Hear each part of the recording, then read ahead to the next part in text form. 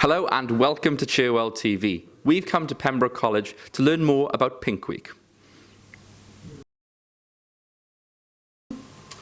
So what is Pink Week and why is it important? So Pink Week is a student-run initiative. It's across different campuses across the UK. It's a week full of events where we raise funds and awareness for breast cancer charities. So charities we're supporting this year are Breast Cancer Care, which focuses on the support for the patients.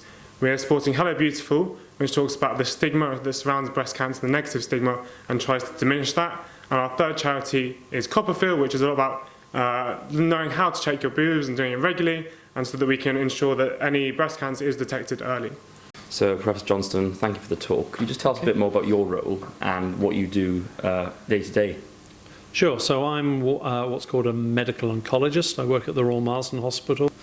So I look after breast cancer patients alone, and as a medical oncologist I'm responsible for using drugs to help treat the cancer. I'm involved in supporting the research that we do, running various programs to actually come up with new treatments. And how important is Pink Week for fundraising and actually raising awareness for breast cancer treatment? Yeah, breast cancer is very common. It's the most common cancer that's affecting women. 1 in 8 will get breast cancer at some stage in their life. So we know that we've made enormous progress. The outcomes now are so much better than they were 10, 15 years ago because of the research that's borne us new treatments, better diagnosis, better understanding of the disease. But that research can only happen if it's funded. The other things the charities do is, especially Breast Cancer Care, they lobby the government into releasing new advanced treatments that will need the money to be funded and to go through, so that patients actually get the drugs, the new advanced drugs. So do you think that perhaps that male students don't realise that this affects them as well?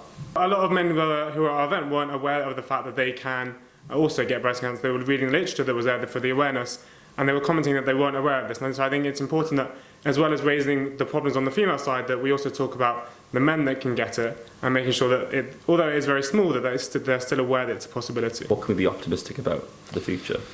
You now understand that breast cancer is made up of at least 6 different diseases, and some of those are in lots of different subsets, and all of those deserve different types of treatments.